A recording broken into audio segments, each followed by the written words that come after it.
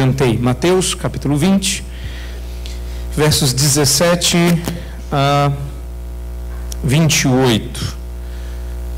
Por gentileza, acompanhe na palavra do Senhor a leitura desses versículos que dizem assim: Estando Jesus para subir a Jerusalém, chamou à parte os 12 e, em caminho, lhes disse: Eis que subimos para Jerusalém, e o Filho do Homem será entregue aos principais sacerdotes e aos escribas.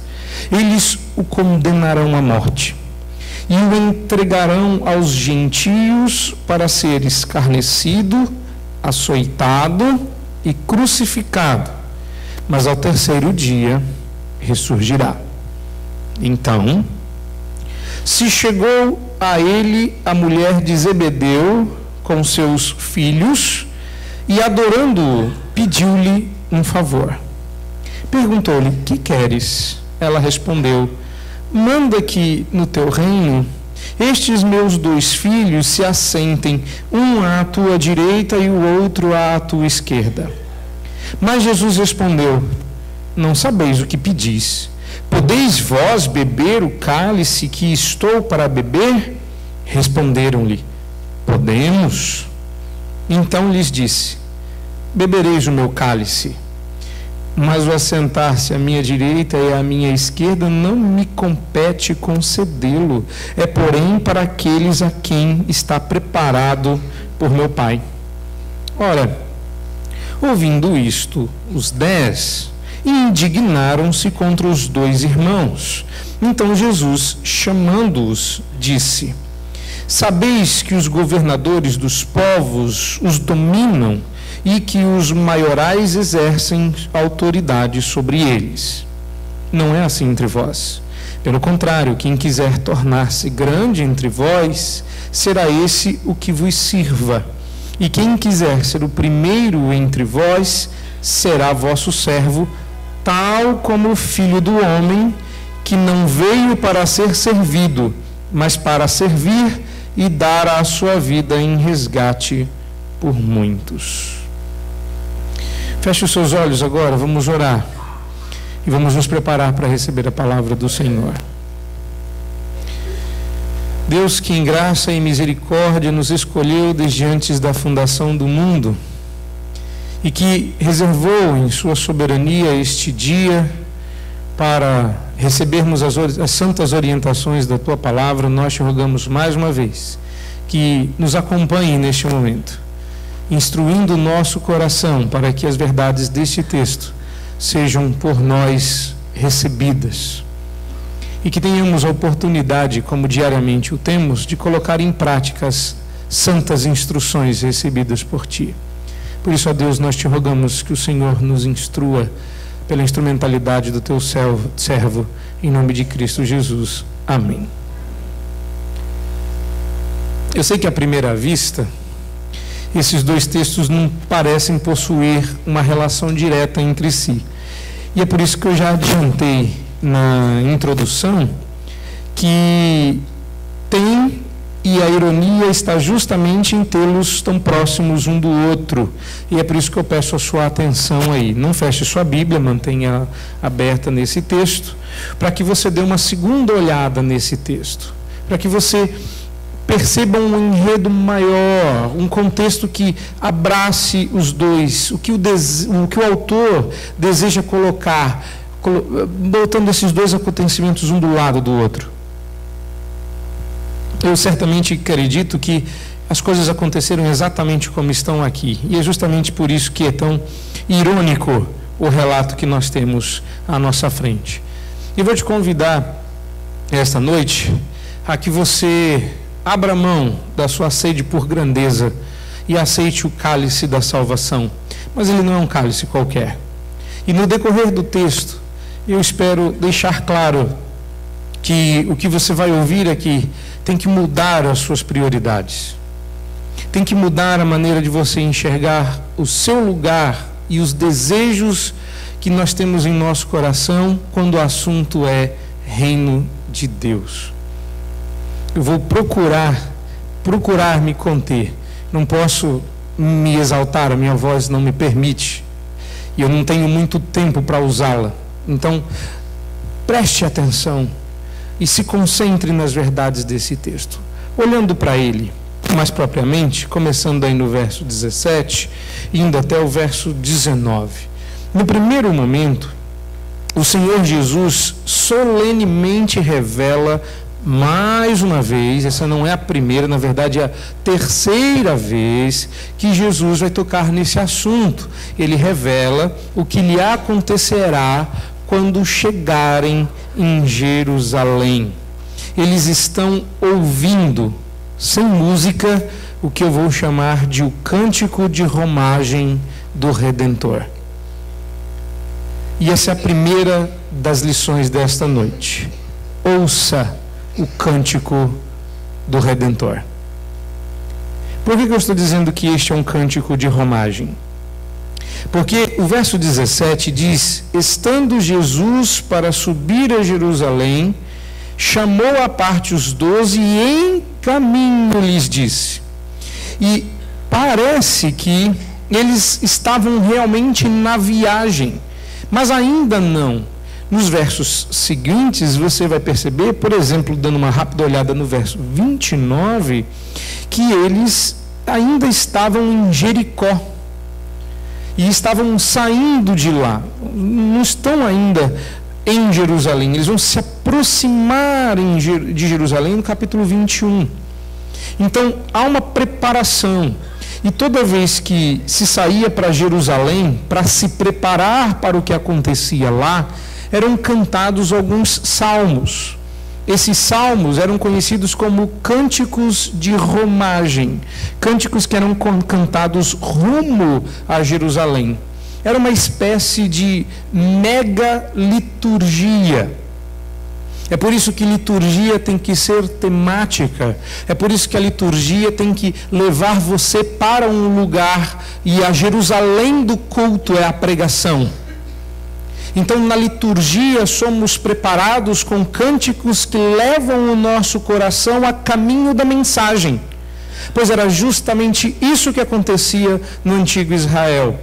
As famílias saíam com suas malas, com seus filhos, se juntavam com outros amigos e em romagens caminhavam juntos até para se precaver contra algum salteador, algum ladrão.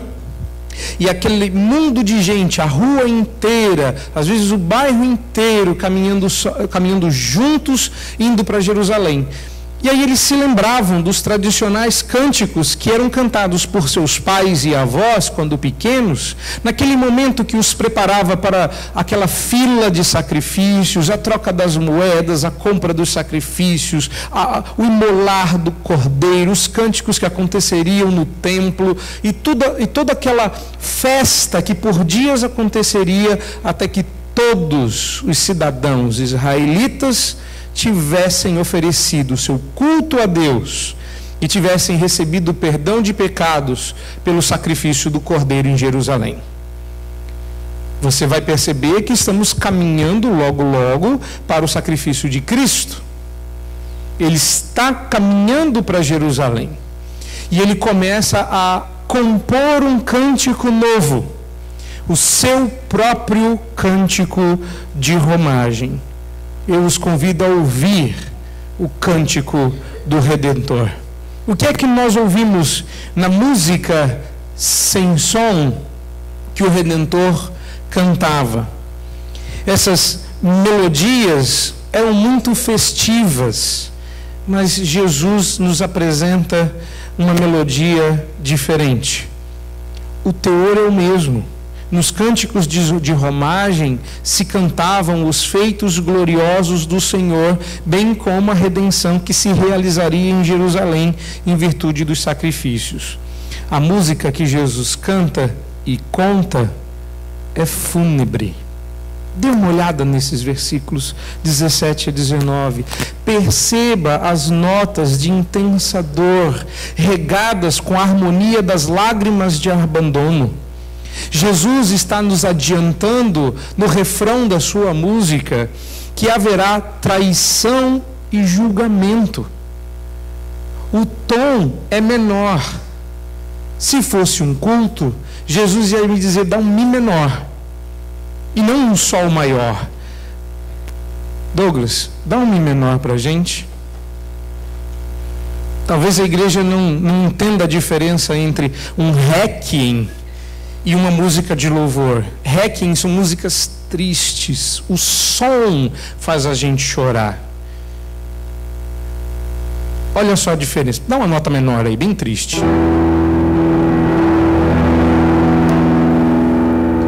Ok, agora pega essa mesma melodia e faça ela em tom maior.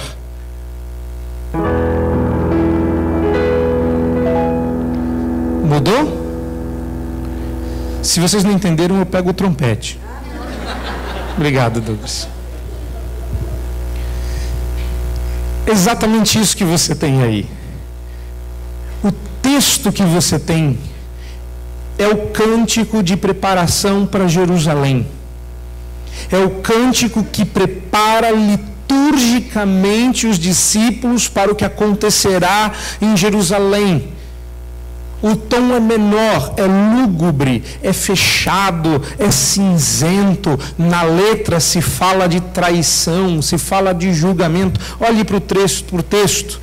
Veja aí que no verso 18, Jesus adianta que ele será 2 vezes entregue.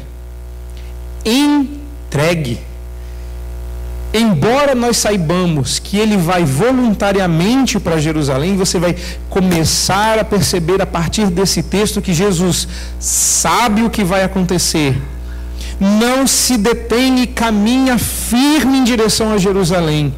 Apesar dele saber de tudo isso e deixar claro que ele está consciente do que faz, ele também reconhece que, não obstante o querer soberano de um Deus que predeterminou esse caminho, ele seria entregue.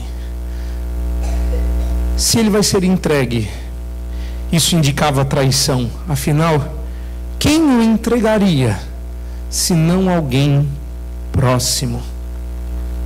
Ele seria entregue primeiro às autoridades judaicas, é isso que você vê no texto.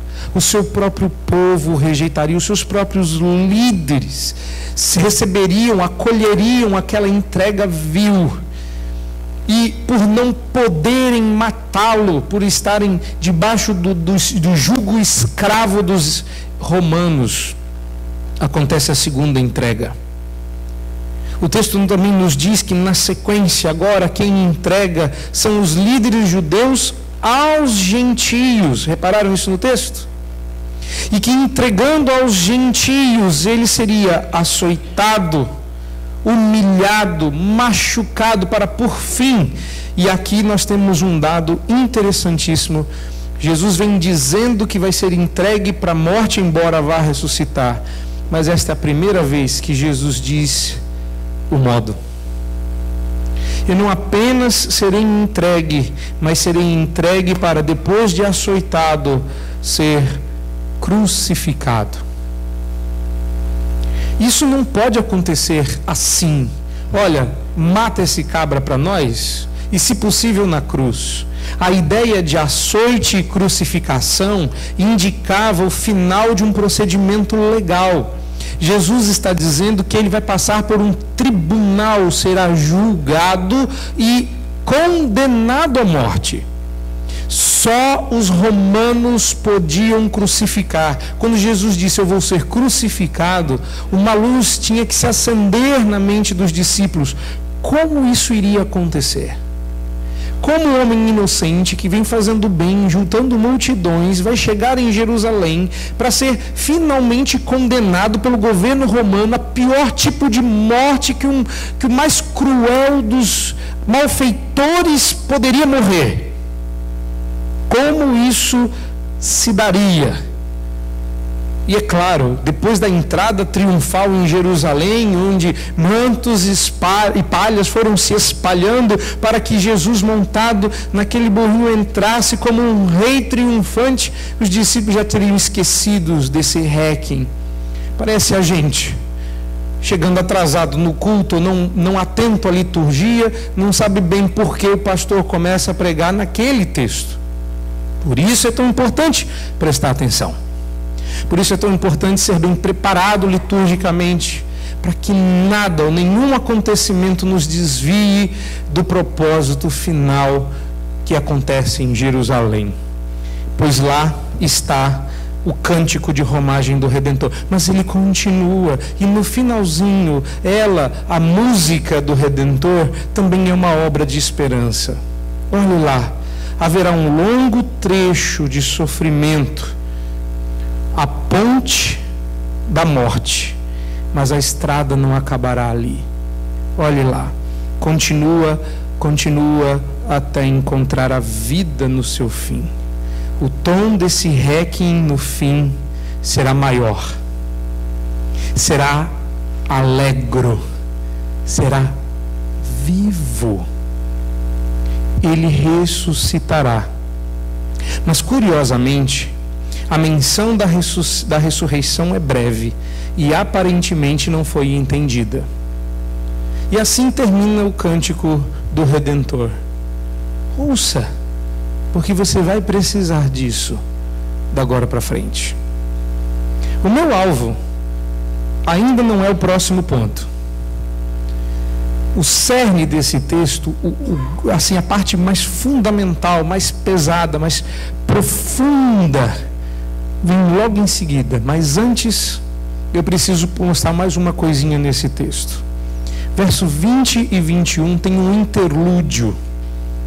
Tem um espaço aí que é importante você entender. Verso 20 e 21. Ele nos ensina que não devemos procurar por assentos privilegiados. Se num primeiro momento eu te convidei a ouvir o cântico do Redentor, agora eu lhe exorto, não procure assentos privilegiados. Pois é isso que vai acontecer. A mãe de Tiago e João, que parece alheia ao que Jesus está falando, aparece pedindo que ele honre seus filhos de modo todo especial. Essa foi a parte da introdução às crianças. Ela chegou de paraquedas. Eu pretendo provar que ela fez isso mais atendendo ao favor dos filhos do que de si mesma. Mas isso pode, num primeiro momento, parecer piedoso.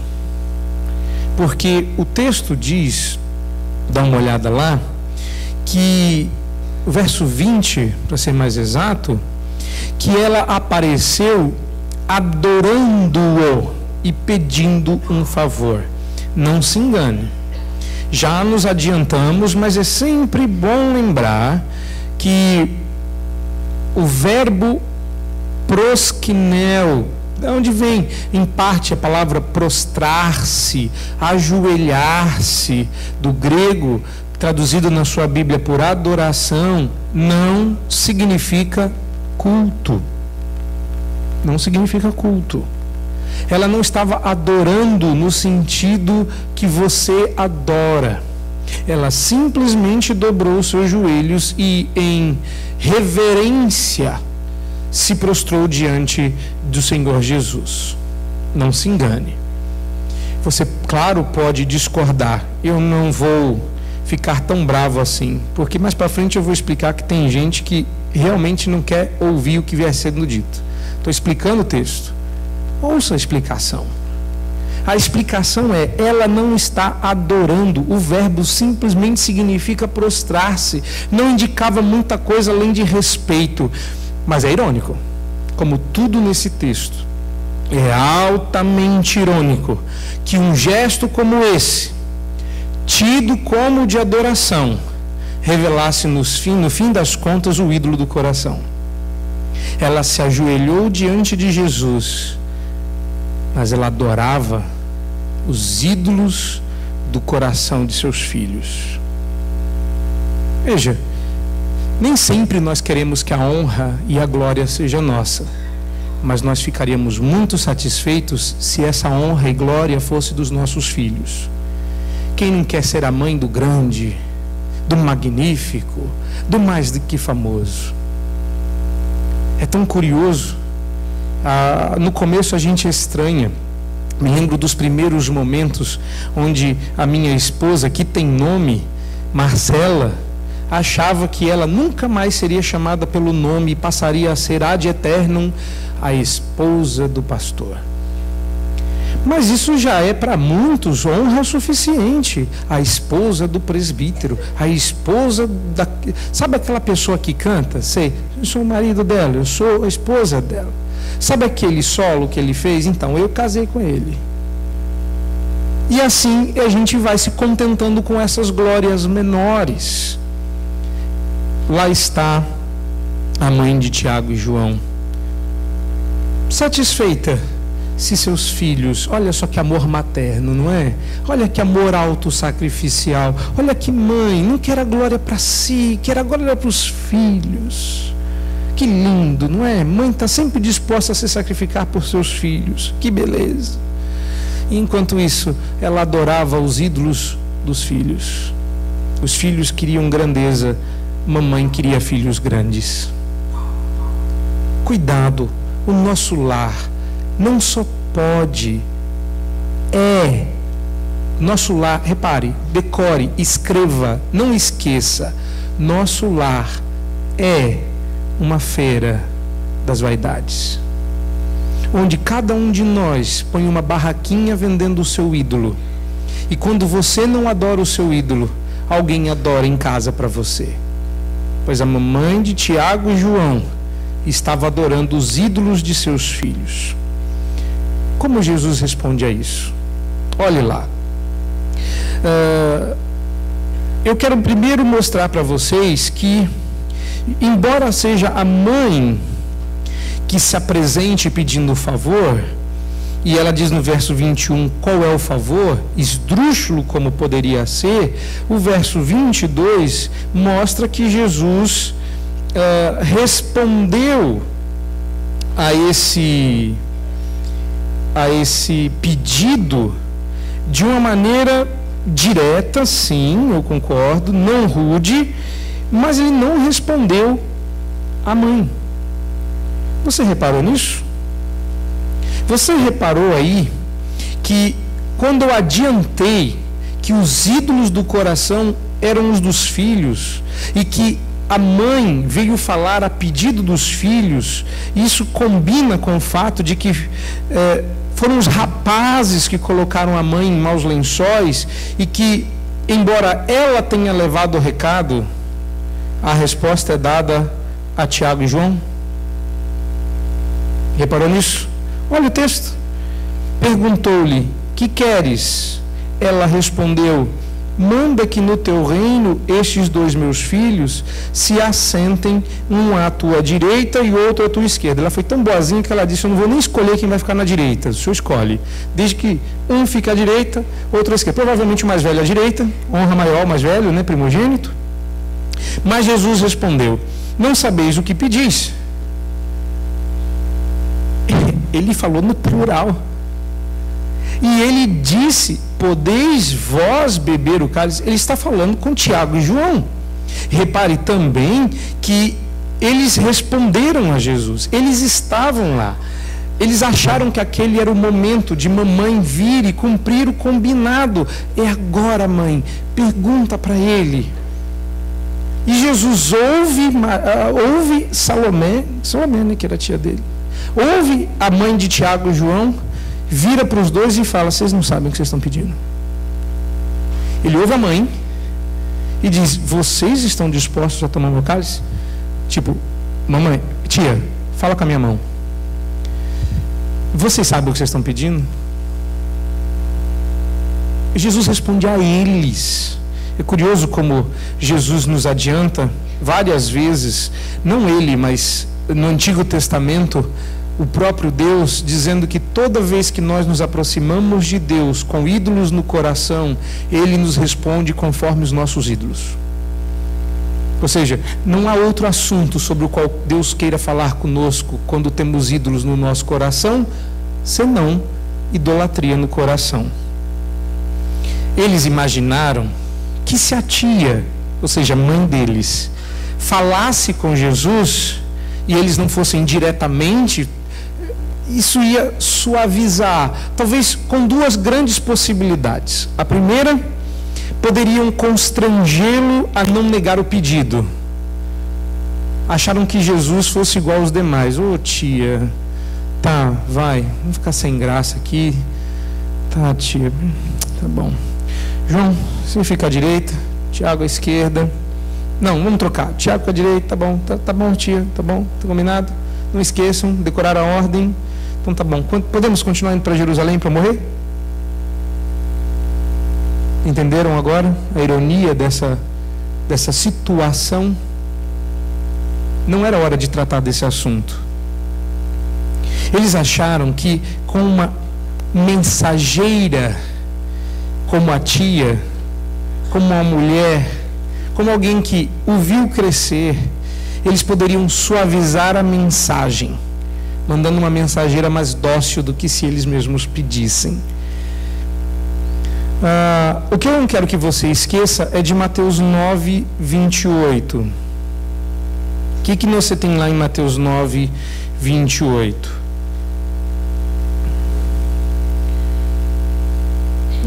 Deixa eu achar aqui. Mateus 9, 28, eu anotei a referência equivocada aqui. É 19, 28. Me perdoem. Abre lá em 19, 28. Eu não vou ler o texto, quero que você leia. Nós estamos em Mateus 20. Tá?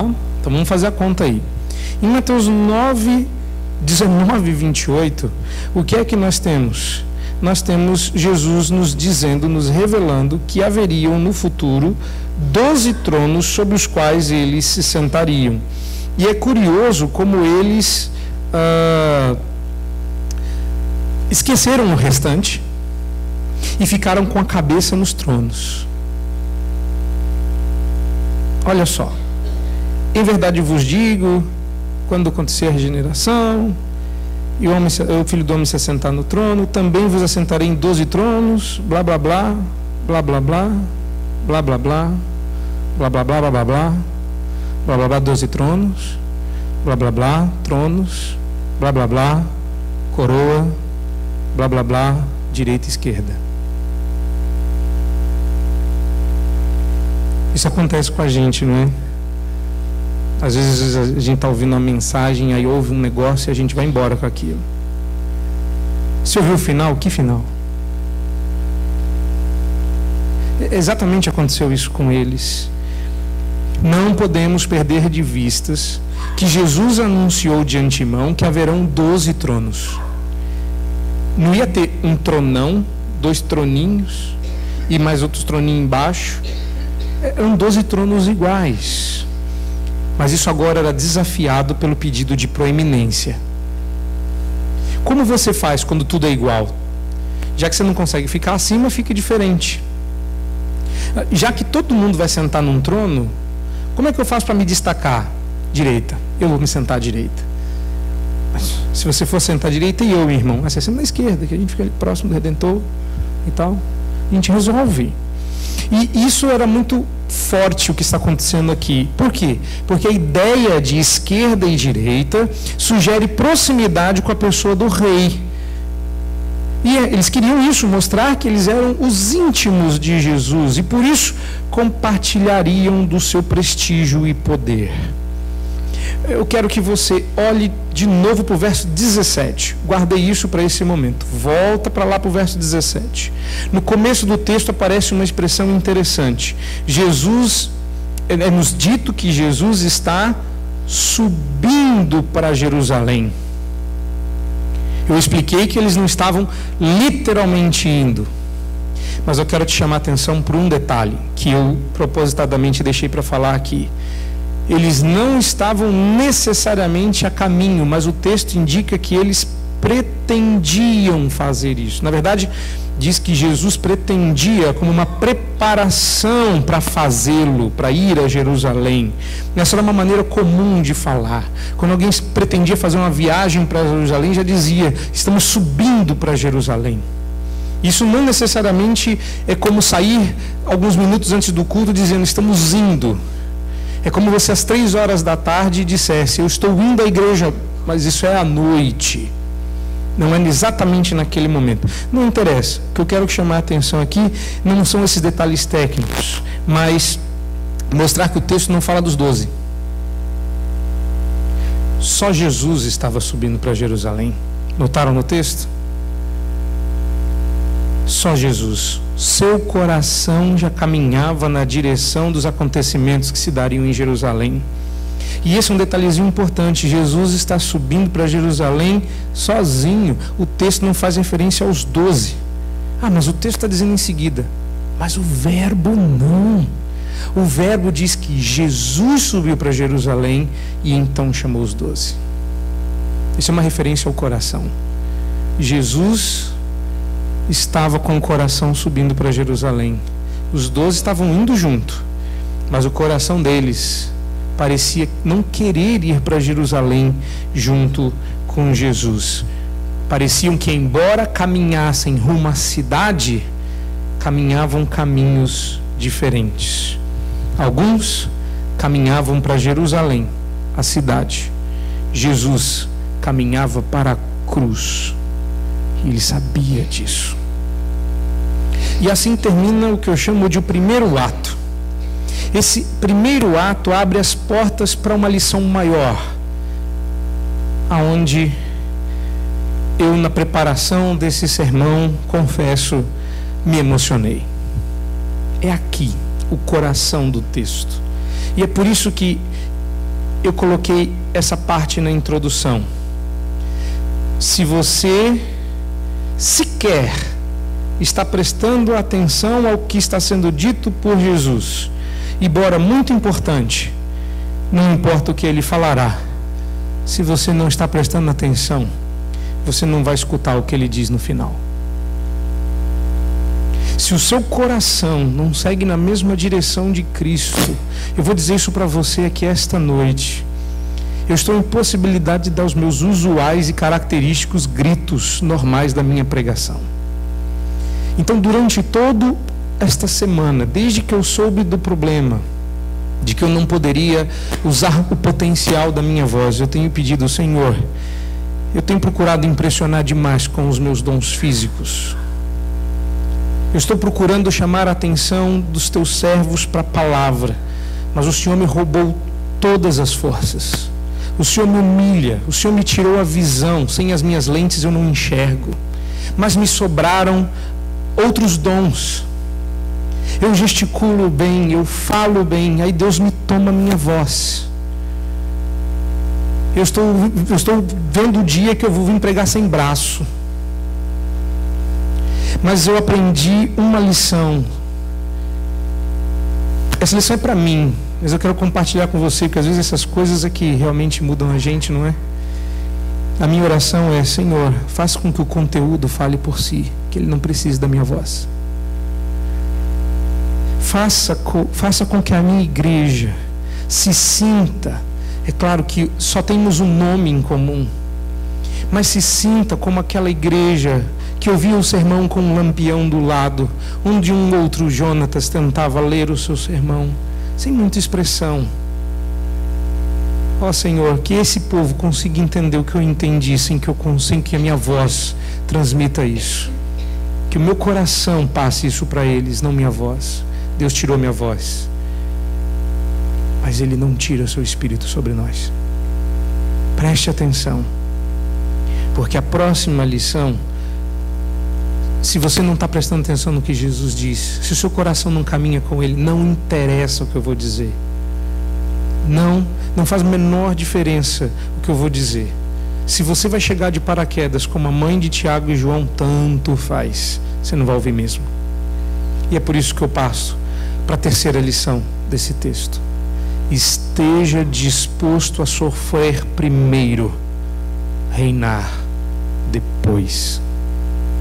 Esteja disposto a sofrer primeiro, reinar depois. No verso 22 até o verso 24, a resposta de Jesus, que embora não seja tão severa assim, é justa. Pela ignorância revelada na pergunta, Jesus diz: eles não sabem do que falam. É uma cena comum, paternal, mas patética.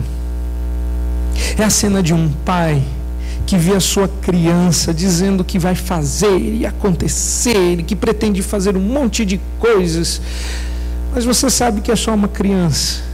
E o que ela está falando, se não faz fruto, se não fala fruto da sua imaginação, fala fruto dos seus desejos inconsequentes, e você sabe que aquilo está longe da criança, que ela não tem a menor capacidade naquele momento, está fora do seu alcance, quer físico, quer mental, alcançar o que ele pretende fazer. É como se o seu filho de 5 anos viesse te dar um aviso: pai, mãe, semana que vem eu vou para a Lua. Talvez você saiba que seu filho um dia vai ser um astronauta, mas ele, na hora que fala, não sabe do que fala. Mesmo que um dia vá passar pelo que diz, ele ainda não faz a menor ideia do que está falando. Jesus deixa a tia de lado e fala para os dois: eu estou prestes a beber um cálice. Vocês tomariam esse cálice comigo? Qual foi a resposta? Sim. E Jesus disse: eu acho que vocês não entenderam. Eu acho que a resposta, só que agora a resposta já foi dada. A resposta já foi dada. Aprenda essa lição que serve para tudo na vida. Quando você responde sem entender a pergunta, a resposta vale. Se você viaja, não sabe falar inglês e alguém te pergunta, você diz yes e sorri, você vai receber ou vai ter que pagar. Mas não foi isso, eu não sei falar, não interessa. Se você não entendeu a pergunta, não se atreva a responder. E a pergunta foi feita. Qual foi a pergunta? Perguntou-lhe: podeis vós beber o cálice? Repare, não era um convite para vocês querem, não era um convite simples.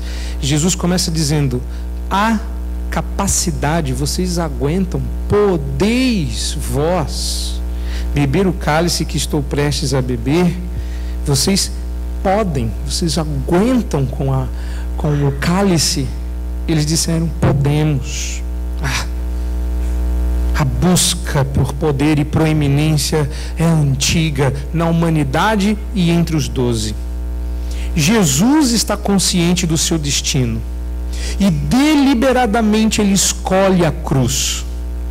Ele não está fazendo isso à toa, ao passo que os discípulos não estão apercebidos de nada e parecem mais consumidos pelos seus próprios desejos de poder do que de qualquer outra coisa.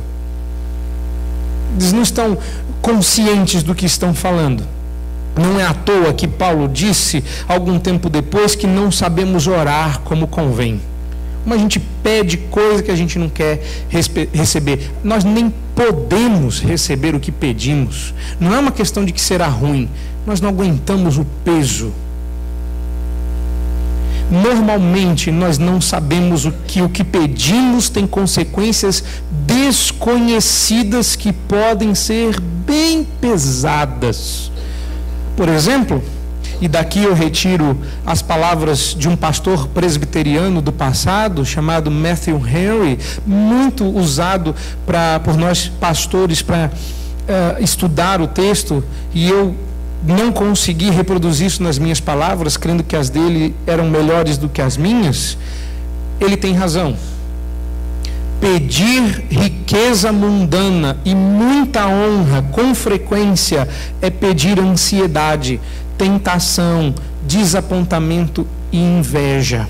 E na arena espiritual, pedir por grande utilidade e recompensa com frequência é pedir grande sofrimento. Não sabemos o que pedimos quando pedimos a glória de usar uma coroa e não pedimos a graça para carregar o sofrimento em nosso caminho para ela. Nós queremos servir a Deus e ser já disse que grande servo não existe, não é? Mas como nós pedimos, Senhor, usa-me como um farol. Você não pedindo graça para ser um farol, vai ser um isqueiro no fim do líquido. Você vai ser um palito de fósforo no finzinho, mal segurado, sua luz trêmula e insignificante. Tem o falso humilde, tem o que diz: Senhor, deixa eu quieto no meu canto, que ninguém me perceba, orgulhoso, miserável e mentiroso. Você se ama tanto que quer que a sua humildade se sobressaia. Eu vou ficar aqui crente, esse povo tudo está aparecendo aí. Deus vê minha piedade em secreto e num dia Ele me recompensará. Vocês um dia vão ver. Vocês vão ver a minha glória cobrindo a terra como as águas. Opa, peraí.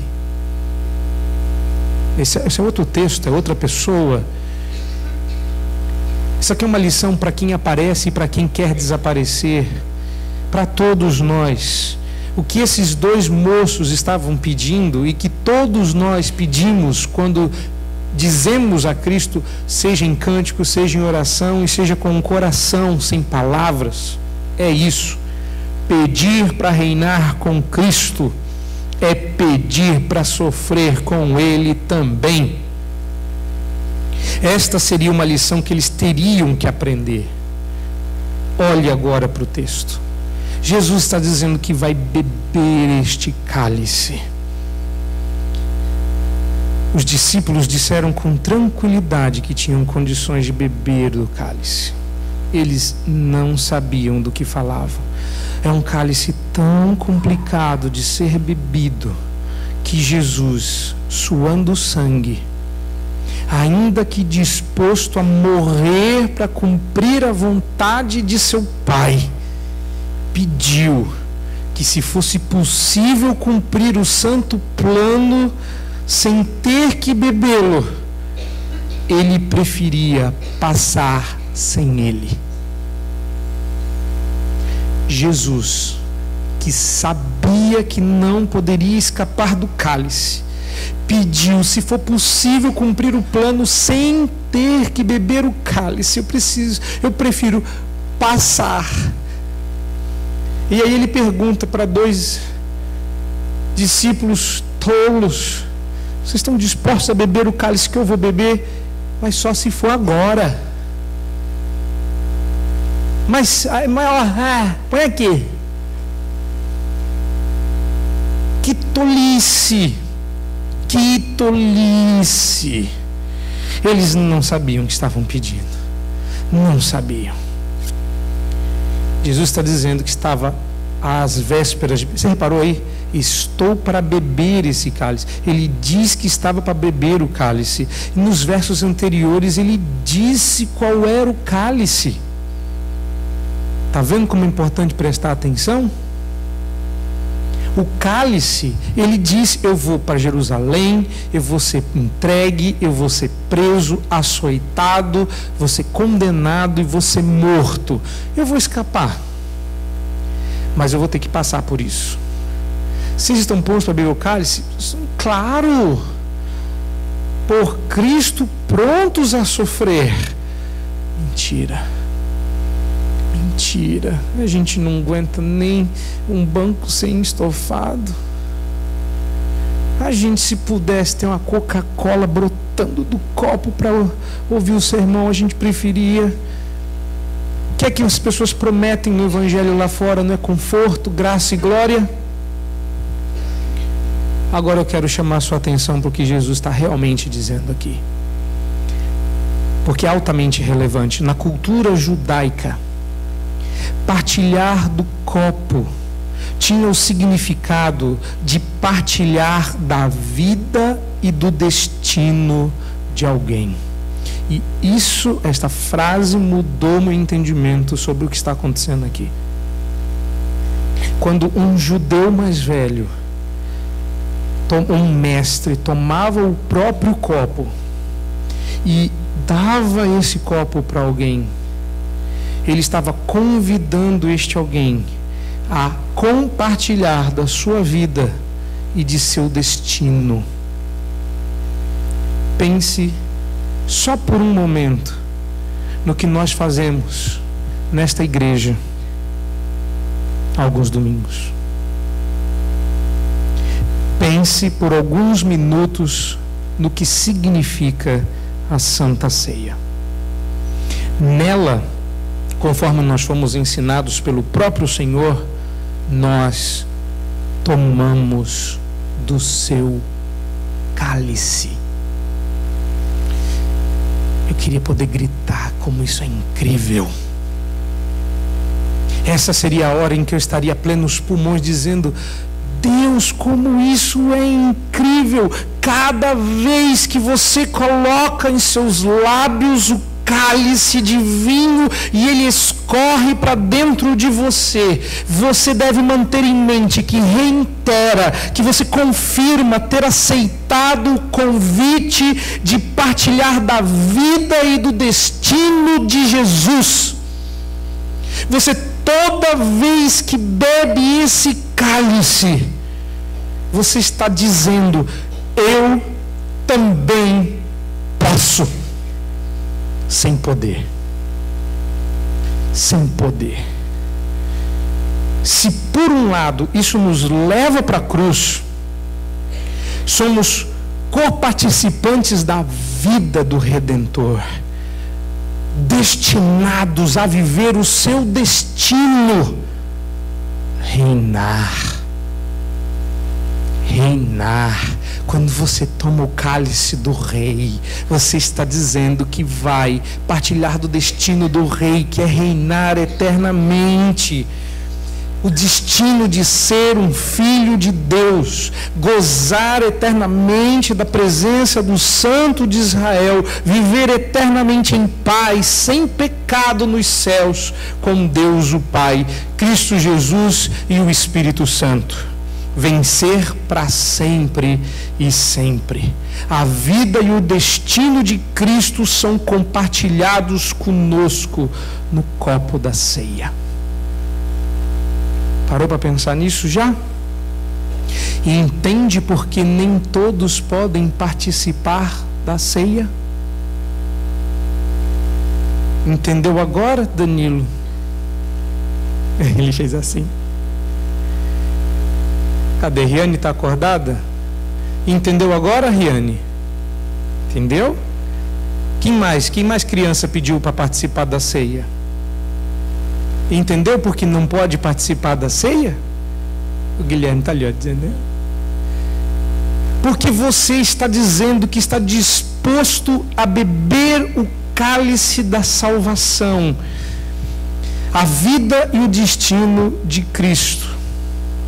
E agora eu quero te alertar para algumas coisas absolutamente importantes. Eles estavam cegos, obcecados pela glória, e acharam que iriam participar somente dela. Todo crente sabe que vai participar da glória de Deus.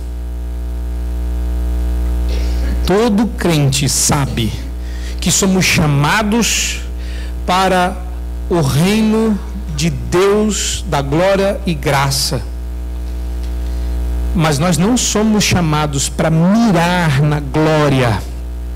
Somos chamados para mirar no Redentor.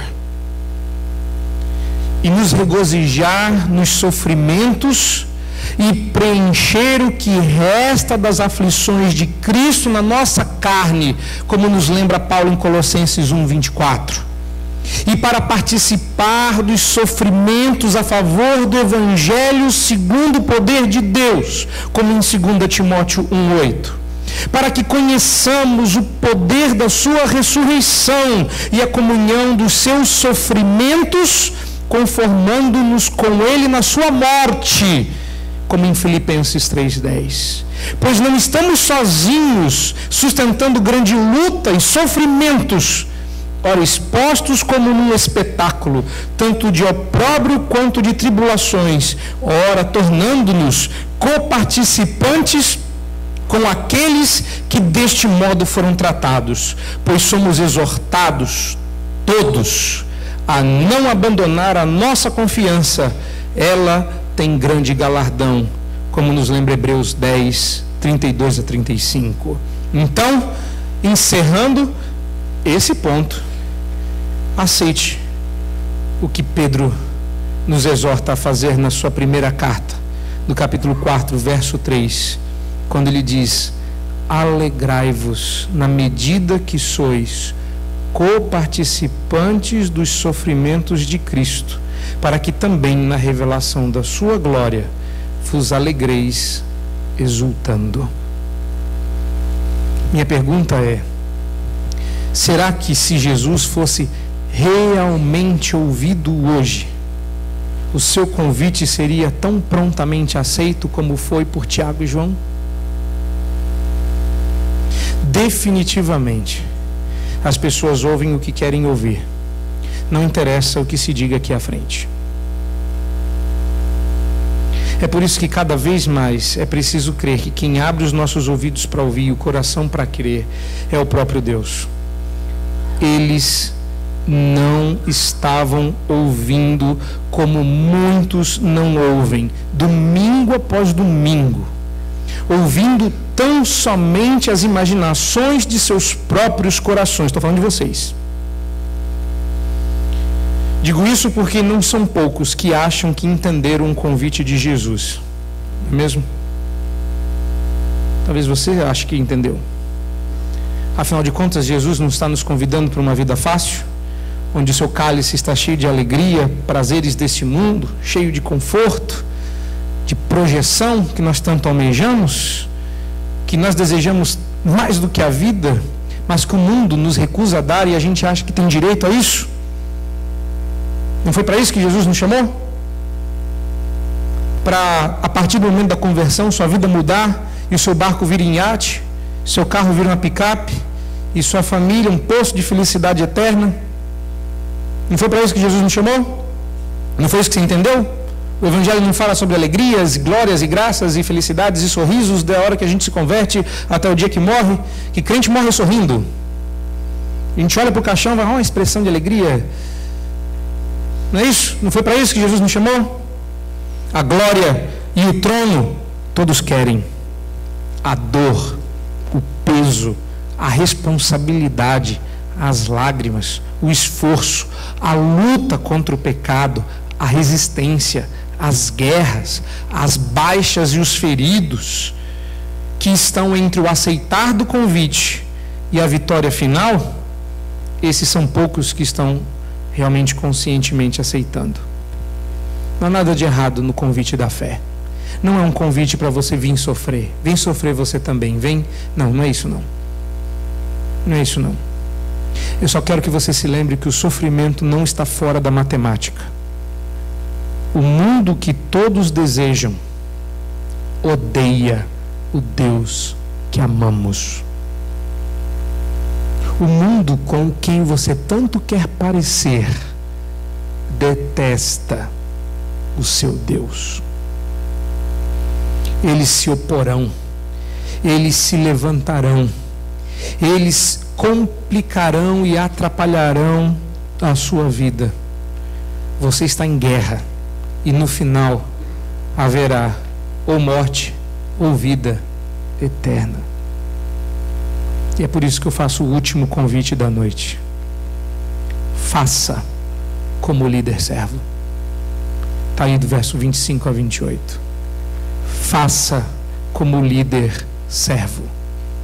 Jesus vai usar a expressão diácono, servo, seguindo o mestre no modelo de serviço. É isso que você precisa fazer. Não é fácil não. Olha aí no texto, olhe na sequência do texto, confira. O Jesus vai usar a figura dos governadores. Ele não está dizendo que quem governa está usando mal o seu domínio. Jesus não fala se o exercício do domínio do governo é lícito ou ilícito, se há abuso de poder, mas simplesmente de uma hierarquia natural dos poderes governamentais da política. Quem está em cima governa quem está embaixo, simples assim, tem que ter respeito.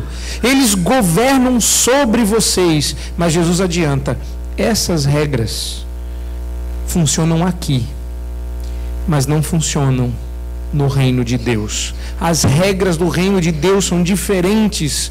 Os reinos deste mundo funcionam com base no servido e em quem serve. Mas não funciona assim no reino. Isso me faz lembrar que muitos raciocinam com base no lugar comum da nossa cultura sobre o que é razoável na fé. Jesus está dizendo a lógica do mundo serve para o mundo, mas não serve para o reino de Deus. Mas algumas pessoas querem fazer com que a gente entenda que certas coisas são razoáveis por causa do senso comum. Aprenda uma coisa, e essa é uma coisa que a gente devia aprender na adolescência. Se as crianças têm que aprender a prestar atenção, já está na horinha de você, que já não é mais criancinha, entender que as regras do mundo não se aplicam aqui dentro. Aqui é igreja. Aqui é reino de Deus. Aqui não somos todos iguais. Cristo reina, o restante obedece. Não existe proeminência entre nenhum de nós. Todos servimos o mesmo Rei. Então a regra é outra. Em se tratando de escalas de poder, no reino de Deus, a grandeza se baseia no serviço. Jesus vai usar dois termos aí. Primeiro ele vai usar a palavra diácono, e depois ele vai usar a palavra doulos, que significa escravo. Como eu disse, ele começa a responder por causa da indignação dos seus discípulos.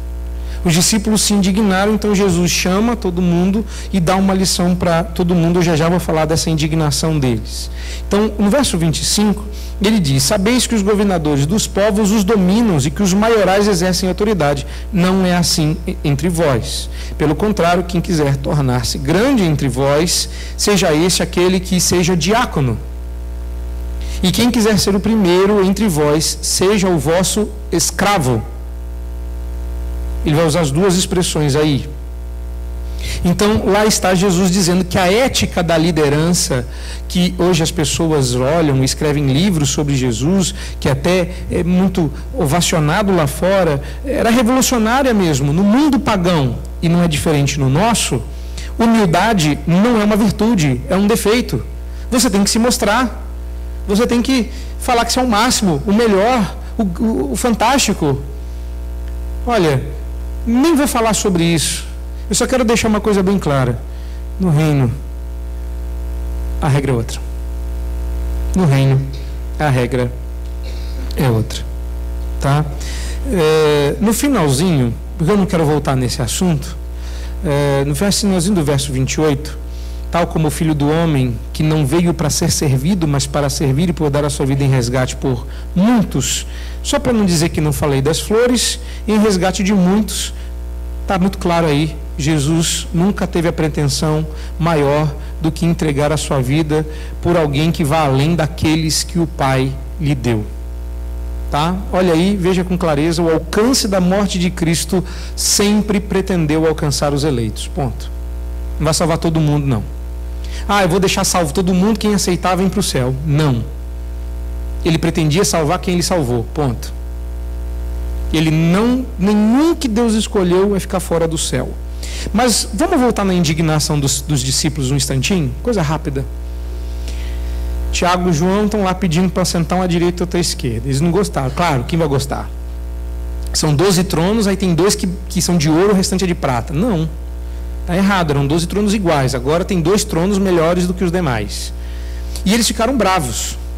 E parece piedoso, novamente. Assim como uma mãe se prostrando parecia piedosa e o pedido parecia gentil, os discípulos se indignando também lembram muitos crentes indignados, não é? Só que eu quero te lembrar, quero que você olhe que esse texto com um pouquinho mais de pé no chão. que você está lendo aí? Esta não é uma ira santa de quem via seu irmão desejando coisas grandiosas demais para si, esnobando seus irmãos e pares, mas esta era uma indignação porque Tiago e João pensaram nisso antes deles. É sério, eles estão bravos porque como isso não me ocorreu? Mas como esses dois são lascados, eles usaram uma estratégia terrível para garantir seus lugares de proeminência. Como eles conseguiram pensar nisso antes da gente? Chegaram primeiro do que nós na corrida da grandeza no reino. Ironia pura, mais uma vez.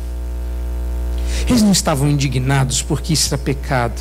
Não houve alguém que chegou e falou assim: Tiago, João, não, meu irmão. Lembra que o mestre falou de 12 tronos? Não é assim não, querido. Você está querendo grandeza. Jesus já vem falando um tempão sobre serviço como menor. Lembra? Os últimos serão os primeiros. Não é pedindo assim não, querido. Esse seria o maior. Mas entre os 12, eles não estavam empatados lá em cima, eles estavam empatados lá embaixo. É como se todos eles conseguissem chegar juntos em último lugar. Eles estavam bravos porque eles queriam sentar à direita e à esquerda. Era como se eles dissessem: mas o lugar era meu. E agora ele está pedindo. Não é horrível quando isso acontece no serviço? Quando você almeja tanto um cargo e todo mundo sabe que você é a pessoa para ser promovida, vem alguém falar assim: olha, eu queria me candidatar para o cargo, eu acho que eu sou a melhor pessoa, inclusive melhor que ele. Não. E você fica indignado e segura a língua, porque você acha que Deus verá. Cuidado, às vezes o nosso coração nos trai. Eles não estavam aqui apenas desejando lugar. A situação expôs o coração de todo mundo. E Jesus era um mestre realmente fantástico. E agora que os ídolos de Tiago, João e os 10 estavam todos em cima da mesa. Sabe coisa errada que criança faz? Que ele pega, senta, põe os cacos do vaso em cima da mesa, espalha e pergunta qual dos 3 quebrou. Aí você fica lá: olha, isso é muito simples. Muito simples. Aconteceu uma vez com minhas filhas. Nós estávamos visitando um casal e elas nunca tinham visto uma certa plantinha, uma certa configuração de vaso, e de repente elas começaram a brincar e, sem maiores complicações, um dos penduricalhos caiu e fez barulho. Poderia ter quebrado. Quando eu e Marcela olhamos, foi muito simples. Elas se afastaram uma da outra e a mais nova fez assim. Resolvido.